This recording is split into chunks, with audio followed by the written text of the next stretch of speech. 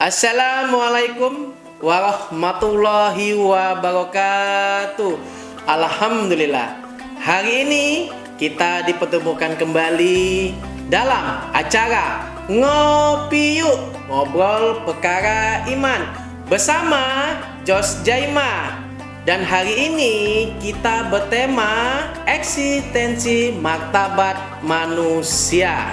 Jadi tema hari ini kita memberikan kutipan-kutipan, intinya tuh kepada jamaah-jamaah. Semoga dari tema ini bisa memberi wawasan pikiran untuk para jamaah.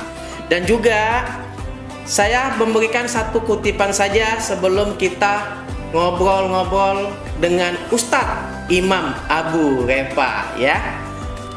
Yaitu kutipannya, manusia diciptakan oleh Allah dalam bentuk yang sangat sempurna.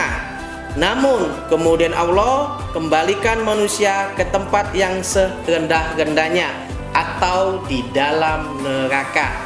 Wow, ya, temanya sangat menyentuh di hati, ya. Nanti kita langsung saja kutipan-kutipan dan dari Ustadz Imam Abu Refa untuk dakwanya terlebih dahulu. Sebelum mulai, ya, kita ngobrol-ngobrol dulu nih dengan Ustadz Imam Abu Refa-nya. Kita langsung saja dengan Ustadz Imam Abu Refa. Ustadz sehat? Alhamdulillah sehat. Tambah ganteng saja ya Ustadz hari ini, ya. Gitu. Ustadz, hari ini kita bertema eksistensi martabat manusia. Betul, ya. Berarti dalam secara kutipan saya sudah sampaikan kepada para jamaah dalam tema eksistensi martabat manusia, gitu Pak Ustadz. Ya, ya. Nah, untuk secara kutipan kecil aja Pak Ustadz, maksud tujuannya apa ya? Sebelum Pak Ustadz dakwah lebih lanjut. Ya.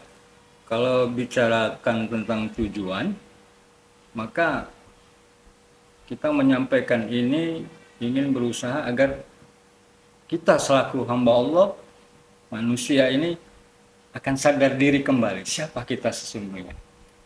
Sehingga dengan kita munculkan ini, insya Allah kesombongan yang selama ini kita miliki, keengganan kita untuk beribadah kepada Allah akan mudah-mudahan akan hilang, ya, dan akan menjadi kita sebagai manusia menjadi lebih baik lagi di mata Allah, sehingga insya Allah kita nanti di akhirat akan selamat dan insya Allah akan memasuki jannahnya, surganya Allah. Amin, amin, amin. Dalam tujuannya seperti itu, maksud dan tujuannya gitu, ya. Ustadz, sebelum Ustadz dakwah lebih lanjut lagi, lebih enak ngopi dulu kita, Pak. Oke. Kayaknya saya haus, Pak. Sama, Pak. Sama, Pak, ya. Oke, kita ngopi dulu, Pak. Bismillahirrahmanirrahim. Alhamdulillah. Ustadz, lebih lanjutnya, lebih mendalami lagi, mungkin para jamaah juga pengen tahu nih, apa itu eksistensi martabat manusia. Nah, saya lebih langsung saja ke Pak Ustadz untuk memberikan dakwanya secara tema. Nanti kita sesudah dakwah, saya ada bertanya-bertanya dengan Ustadz. Ya. Oke, kita lanjut saja langsung dakwanya dari Ustadz Abu Refa. Assalamualaikum warahmatullahi wabarakatuh. Alhamdulillahilladzi hadana lihadza wa ma kunna linahtadiya laula an hadanallah. Asyhadu an la ilaha illallah wahdahu la syarika lah. La haula wa la quwwata illa billah. Wa asyhadu anna Muhammadan abduhu wa rasuluhu la nabiyya wa la rasula ba'dah. Allahumma salli wa sallim wa karim wa barik ala nabiyyina Muhammad wa ala alihi wa ashabihi wa tabi'ina wa man tabi'ahum bi ihsanin ila yaumiddin. أما بعد ومن قوله عز وجل آيات بينات أعوذ بالله من الشيطان الرجيم لقد خلقنا الإنسان في أحسن تقويم ثم رددناه أسفل سافلين صدق الله العظيم وبعد Ikhwa fillah rahimakumullah. Dengan tak henti-hentinya dan tak bosan-bosannya, mari kita panjatkan puja dan puji syukur kita kehadirat Allah Jalla wa'ala. Dialah Allah yang telah memberikan cucuran rahmat dan nikmat untuk kita semua. Dialah Allah yang telah menghujamkan sebuah cahaya yang senantiasa menyinari jiwa kita. Cahaya tersebut tidak lain dan tidak bukan adalah hidayah. Dan dengan hidayah ini pula ya, ikhwah fillah sekalian, saat ini kita masih berada dalam keadaan iman dan tauhid kita kepada Allah Subhanahu wa taala.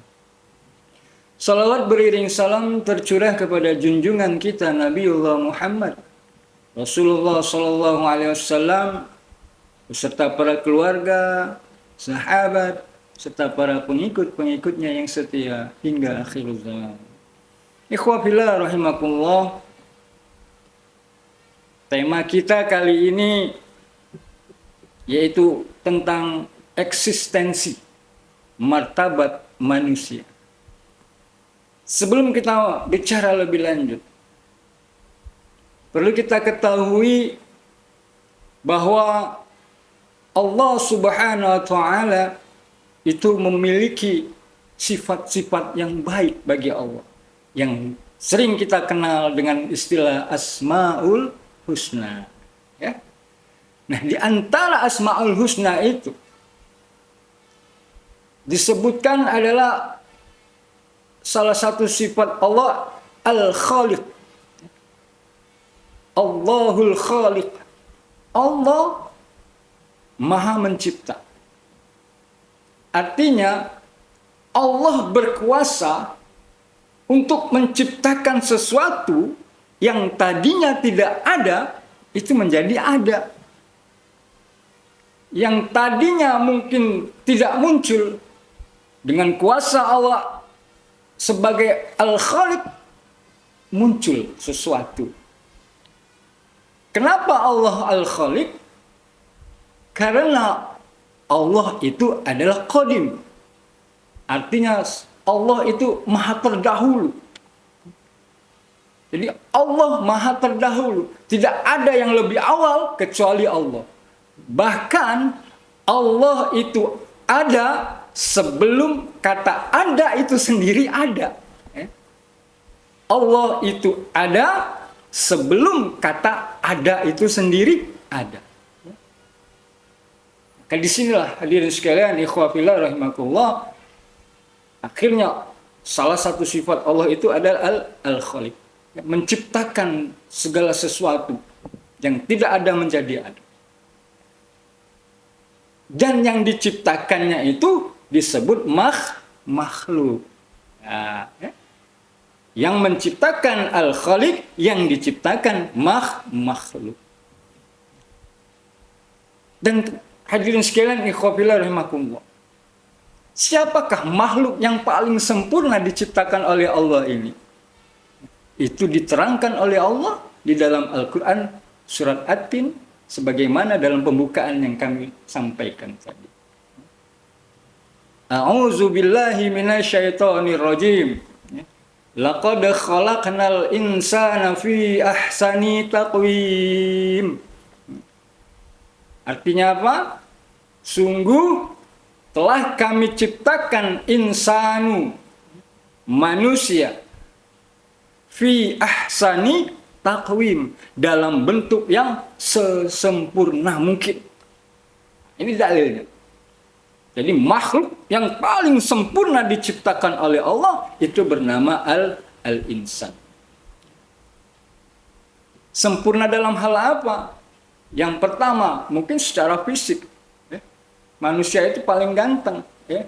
Sejelek-jeleknya saya, disanding dengan hewan yang namanya monyet, tetap gantengan saya dong. Ya. Itu secara fisik. Hadirin sekalian, ikhwafillah sekalian. Bagaimana dengan secara kelengkapan unsur-unsur yang lain? Coba kita lihat. Manusia punya akal, hewan tidak punya akal. Manusia punya nafsu, malaikat tidak punya nafsu. Maka disinilah dikatakan oleh Allah yang dimaksud dengan fi ahsani taqwim, dalam bentuk yang sebaik-baiknya. Tapi hadirin sekalian, kalau kita lanjutkan daripada ayat selanjutnya, di situ Allah katakan, "Tsumma radadnahu asfala safilin." Kemudian ya, kami tempatkan yang namanya manusia ini tadi, al-insan ini tadi, ya, "Tsumma radadnahu asfala safilin." Ya, ditempatkan oleh Allah di tempat yang rendah serendah-rendahnya, ya, asfala safilin. Jadi ikhwafillah rahimakumullah, jamaah sekalian, kalian insya Allah tahu itu yang namanya aspal, ya. Aspal yang di jalan-jalan raya itu, ya, itu dari bahasa Arab. Ketika aspal dibentangkan mulus semulus-mulusnya, siapa yang nginjak aspal ini? Semua itu bisa nginjak, dari golongan manusia biasa sampai golongan yang terhormat, dari orang miskin sampai orang kaya, bisa itu nginjak aspal. Monyet pun bisa, hewan pun bisa. Maka di sini gambaran tentang aspal, ya, sesuatu yang sangat rendah, sangat hina. Siapapun bisa nginjak-nginjak. Ini analogi aspal, hadirin sekalian, ya. Ditempatkan yang serendah-rendahnya, artinya ditempatkan yang sehina-hinanya. Yang dimaksud ayat di sini adalah, salah satu tafsirnya adalah neraka.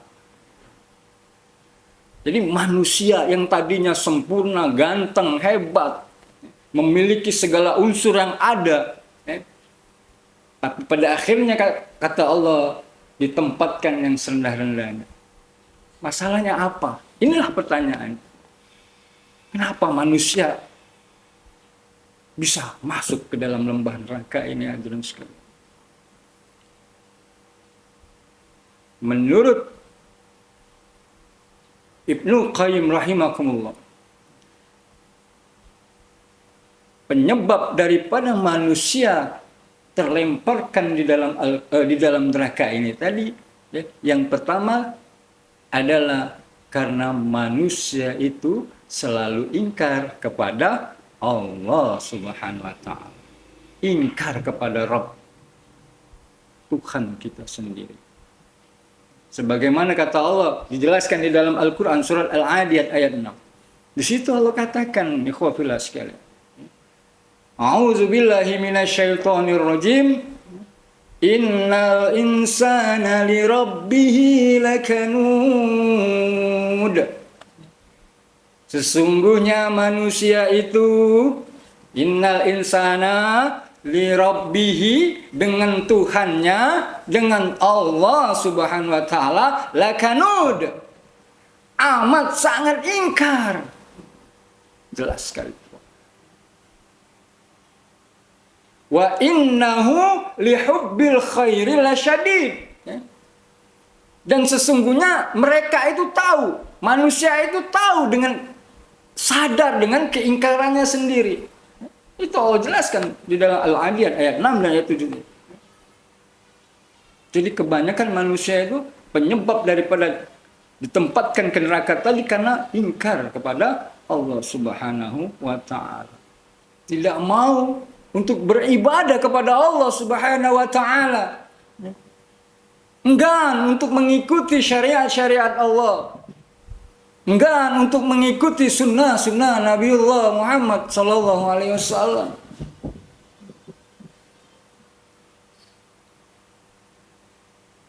Allah perintahkan sholat, zakat, dan lain sebagainya. Ini semua ditinggalkan. Seakan-akan lupa eksistensi dirinya sebagai manusia. Wa ma khalaqtul jin wal insa illa liya'budun, kata Allah. Dan tidaklah aku ciptakan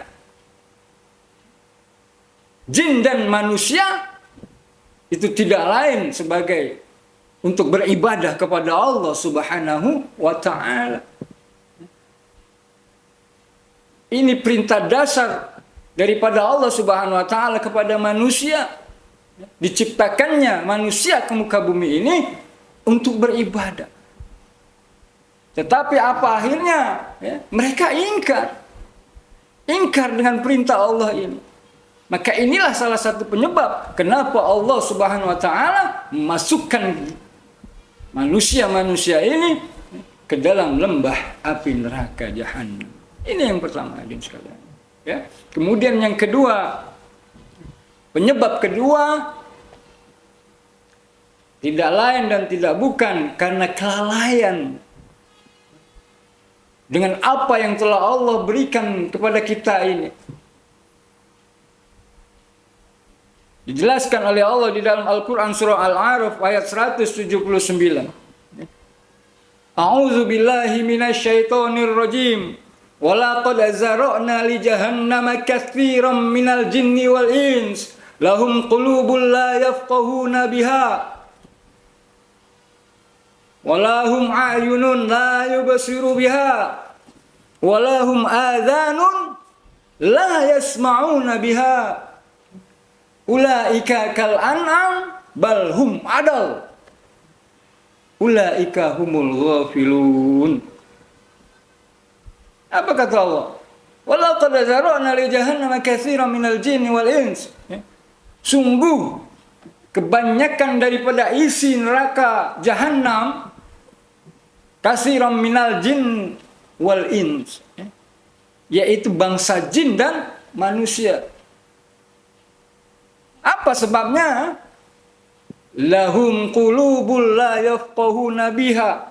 Mereka itu punya hati, punya jiwa, punya nurani, tetapi tidak pernah digunakan hatinya ini untuk memahami daripada kebesaran Allah Subhanahu wa ta'ala.